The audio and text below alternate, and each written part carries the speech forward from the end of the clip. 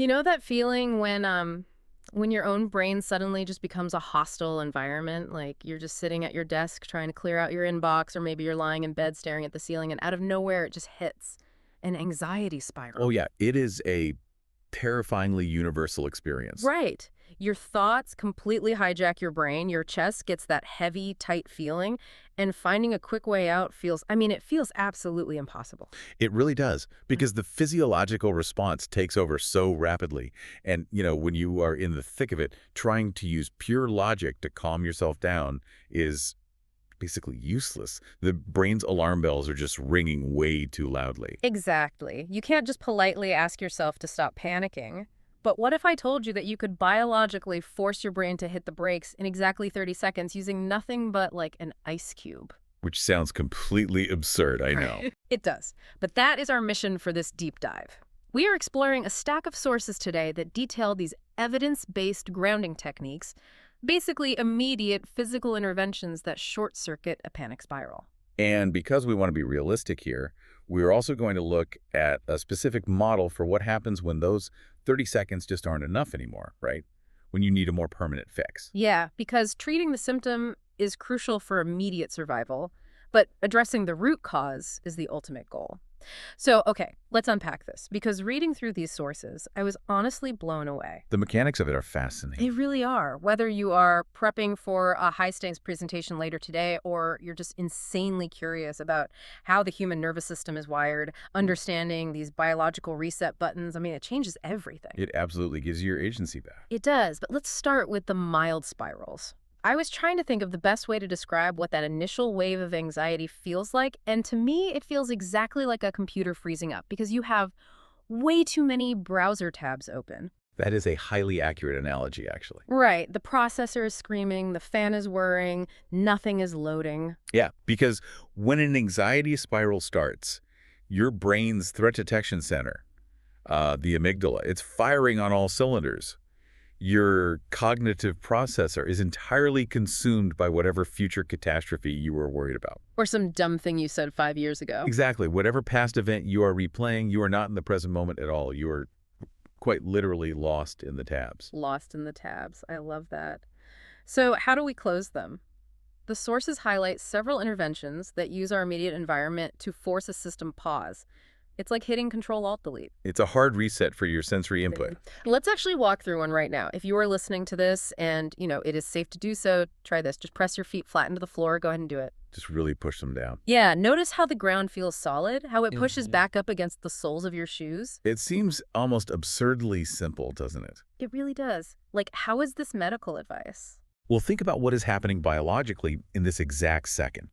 By deliberately focusing on the pressure of your feet against the floor, you are activating proprioception. Right. Your body's awareness of where it is in space. You are sending a physical signal up your spinal cord to your brain that says, I am physically located right here in this room, supported by this floor. Okay, I get the physical aspect, but I have to push back a little here.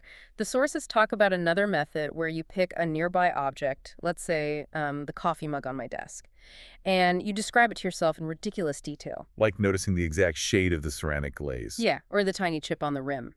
Does looking at a coffee mug actually do anything medically, or is it just a fancy distraction? It is so much more than a distraction. This is about cognitive load. Cognitive load. Yes. When you are just passively looking at a mug, it takes zero brain power. But when you force yourself to articulate the exact texture, the way the light hits the handle, the slight imperfection in the paint, you are requiring your brain to process highly specific real-time data. Oh, wow. Right. The cognitive load required to do that literally interrupts the panic cycle. Because my brain literally does not have the processing power to panic about a hypothetical future catastrophe and analyze the physical texture of a coffee mug at the exact same time. Precisely. You are starving the anxiety of the processing power it needs to run. That makes so much sense. Yeah. And the sources also highlight the classic 5-4-3-2-1 sensory exercise, which operates on the exact same principle. That's the one where it asks you to identify 5 things you can see, 4 things you can hear, 3 things you can touch, 2 things you can smell, and 1 thing you can taste, right? Exactly. And doing that actually takes a lot of focus. Oh, yeah. Finding four distinct things you can hear takes real effort. You have to stop, hold your breath, and really listen to the hum of the refrigerator or like a car driving by outside. And that effort is the mechanism of action. When you pull your awareness back into your physical senses, you activate the parasympathetic nervous system. Okay, remind me, that's the. So if anxiety is the gas pedal, the fight or flight response, the parasympathetic nervous system is the brakes. It is the rest and digest state. Okay, got it. By forcing your brain to process immediate, safe sensory information, you send a biological all-clear signal. You're telling your nervous system, we are right here, right now, and there is no tiger chasing us. No tigers here. Okay, identifying five things I can see is great if my anxiety is just at a low simmer. But let's escalate this. What if I am in a full-blown panic attack? Right, when things get severe. Yeah, my heart is pounding at 120 beats a minute, my vision is tunneling, and I couldn't focus on a coffee mug if my life depended on it. What then? This is exactly why the sources pivot to interventions designed for high-stakes, extreme physiological panic. Hmm. When the cognitive exercises, like naming objects, are too overwhelming, you have to bypass the cognitive process entirely. You just go straight to the hardware. Ex- Now, here's where it gets really interesting. The sources dive into a technique called box breathing, and they specifically note that this is actively used by Navy SEALs and emergency responders in the field. Yes, and these are individuals operating in the most intensely stressful environments imaginable. They don't have time for their nervous systems to freeze up. Right, they need an instant reset. Box breathing is a highly structured, deliberate rhythm. Let's do it together right now so you can actually feel how it forces that shift. Good idea. If you're listening, just exhale all the air out of your lungs. Now, inhale slowly for 4 seconds. 1, 2, 3, 4. Now, here's the crucial part. Hold it. Hold that breath for 4 seconds. 1, 2, 3, 4. Exhale slowly for 4, 2, 3, 4. And hold empty for 4, 2, 3, 4. And you're supposed to repeat that cycle 4 times. Yeah. Now, I have to admit, that holding phase, especially holding with empty lungs, it feels a little uncomfortable at first, like a tiny bit panic-inducing on its own. It does feel unnatural, but that discomfort is where the magic happens. Let's look at the underlying physiology there. Okay. When you are in a state of high stress, your breathing naturally becomes shallow and rapid. You are over-breathing. Like hyperventilating. Exactly. You're blowing off too much carbon dioxide, which actually constricts blood vessels and makes you feel lightheaded and panicky. It also triggers your body to dump more cortisol, the stress hormone, into your bloodstream. So it's a completely vicious cycle. The panic makes you breathe fast, and the fast breathing makes you panic more. Exactly. Box breathing forces mechanical override. When you inhale deeply and deliberately hold your breath, you are allowing carbon dioxide levels in your blood to gently rise back to normal. Oh, and that dilates your blood vessels. Yes. Furthermore, the slow, deep movement of your diaphragm physically stimulates the vagus nerve. Okay, the vagus nerve, that's the information highway that runs from your brain all the way down to your gut. Right? It is, and it is the primary controller of your parasympathetic nervous system. The brain. The brakes. When you stimulate the vagus nerve with that deep, rhythmic breathing, it physically commands your heart rate to slow down. It halts the production of cortisol. Wow. It is a mechanical switch that forces your body back into a state of profound safety, regardless of what your anxious thoughts are doing. That makes so much sense. But the sources provide one more extreme hack, and this is one that really caught my eye. Cold sensation. Yes, the ice cube. Yeah, grabbing an ice cube and holding it tightly, or splashing freezing cold water directly onto your face. What's fascinating here is the distinction between this and the breathing. How so? Well, Navy SEALs utilize the internal regulation of box breathing because it's invisible. You can do it anywhere without anyone noticing. But the cold sensation, the ice cube, that targets something entirely different. It triggers a biological phenomenon called the mammalian dive reflex. The mammalian dive reflex? That sounds like some kind of evolutionary cheat code. It essentially is an evolutionary cheat code. It is a biological hardwiring present in all mammals designed to prevent us from drowning in freezing water. Okay, wait. Yeah, when sudden, intense cold hits the sensitive nerves on your face or your hands, your nervous system instantly assumes you have just submerged in a frozen lake. Wow. So it just completely stops caring about whatever email you're stressing over because it literally thinks you're underwater. Precisely. In order to survive this perceived submersion, your body instantly and automatically executes a survival protocol. What does it do? It forces your heart rate to drop dramatically, sometimes by 10 to 25%, in order to conserve oxygen. It immediately redirects blood flow away from your limbs and pushes it to your vital organs in your brain. So it literally forces your heart to slow down, whether your panicked brain wants it to or not. It is an absolute physiological override. The dive reflex doesn't ask for your permission. That is why holding an ice cube or splashing ice water on your face is arguably the most effective tool for a severe panic attack or a severe dissociative episode. Because it just bypasses everything. It bypasses your racing thoughts entirely and forces your hardware to reboot. That is incredibly empowering to know. Just imagine having an on-demand mammalian dive reflex in your back pocket. It changes how you view panic. It really does.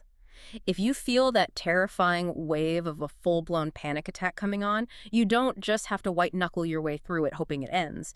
You can walk to the kitchen, grab an ice cube, squeeze it in your hand, and force your biology to hit the brakes. You get your agency back in 30 seconds. Regaining that immediate agency is the entire point of these exercises. They pull you out of the spiral. So what does this all mean? We have these incredible fast-acting tools. We know how to hit Control-Alt-Delete.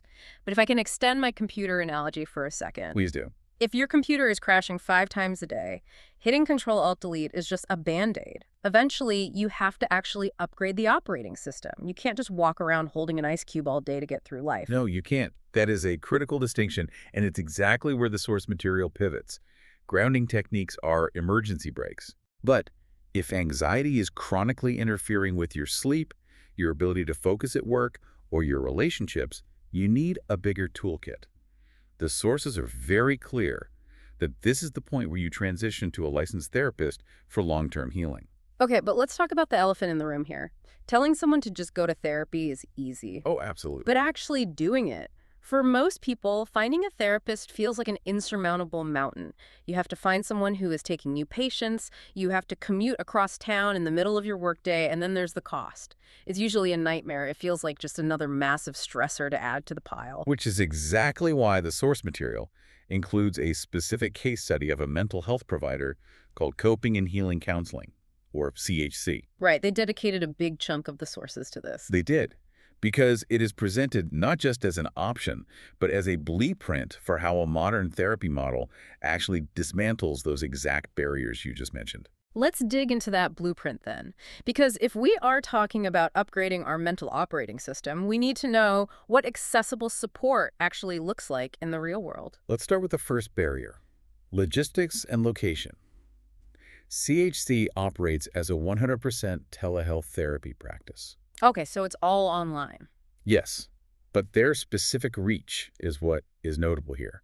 The sources highlight that they serve all 159 counties in the state of Georgia. All 159 counties? So it doesn't matter if you live in a high-rise in downtown Atlanta or if you live in a super rural agricultural county where the nearest mental health clinic is a 2-hour drive away. Exactly. As long as you have an internet connection, you can access it securely from your living room. That completely removes the friction of taking 3 hours off work just to sit in the waiting room. It democratizes access geographically. That's huge. It is. But the second barrier is often the quality and the appropriateness of the care. Meaning what exactly? Well, if you are dealing with severe trauma, you don't just need someone to talk to, you need a highly specific clinical intervention. The source notes that CHC utilizes a diverse team of over 15 licensed professionals, specifically listing LCSWs, LPCs, and LMFTs. Okay, alphabet soup. Let's clarify those real quick. Licensed clinical social workers, licensed professional counselors, and licensed marriage and family therapists. Why does it actually matter that a practice has all of these different acronyms under one roof? Because different struggles require different clinical tools. Okay. An LMFT, for example, is specifically trained to navigate the complex dynamics of a failing marriage or severe family dysfunction.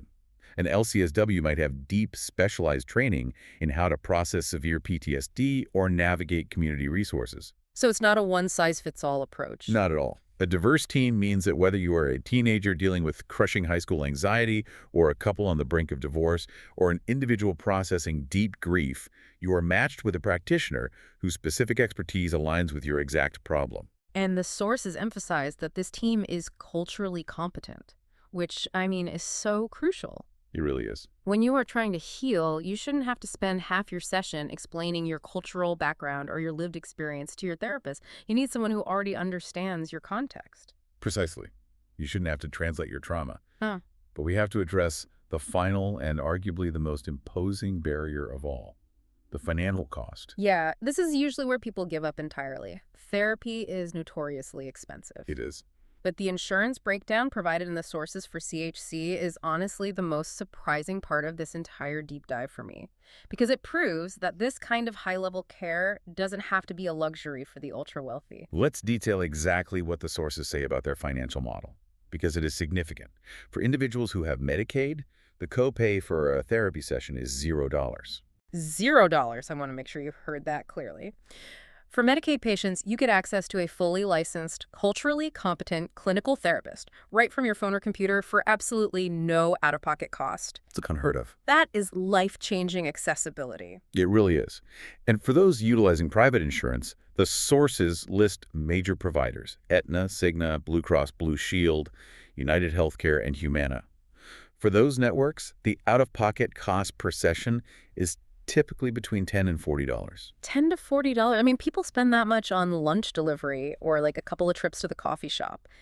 When you contextualize the cost like that, suddenly building a long-term toolkit feels completely possible. It's practical. Yeah. It removes the guilt of spending money on yourself because the barrier to entry is so low. It normalizes the process of seeking help. You don't have to wait until your life is completely falling apart to justify the cost. If you are noticing that you are relying on those 30-second grounding techniques a little too often, you can just reach out. And the sources even provide the direct pathways to do that. Like, you can call them at 404-832-0102, or visit their website at sheeptherapy.com, or just email support@sheeptherapy.com. It's all right there. The friction is completely gone. And I think that is the perfect way to look at this whole journey we've been on today. We started in that terrifying moment of an anxiety spiral, that feeling of your brain losing control and becoming a hostile environment. The freeze state. Yeah. And we've seen how you can immediately hit that sensory Control-Alt-Delete button by just feeling the floor pushing back up against your feet. Or identifying things you can hear and see. Right. We explored how to utilize our own evolutionary hardware, triggering the mammalian dive reflex with an ice cube to force a system reboot. Or lowering our cortisol levels by utilizing the vagus nerve through Doc's breathing.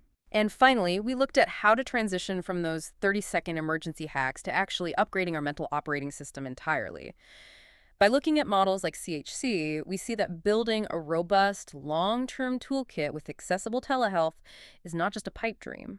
It's a practical reality. It's about taking back control of your life, layer by layer. It really is. So for you listening, I really want to challenge you. The next time you feel that heavy wave of overwhelm creeping in, don't just endure it. Actually pause. Try pressing your feet into the floor. Walk to the kitchen and hold an ice cube. Feel that physical shift happen in real time. It really is a profound realization when you experience that shift for the very first time. If our minds can so easily trick our bodies into a full-blown panic spiral over a simple fleeting thought, Right. but our bodies can trick our minds back into total profound safety with just a cold splash of water or a 4-second breath. It raises an important question. Is your body actually the ultimate remote control for your brain?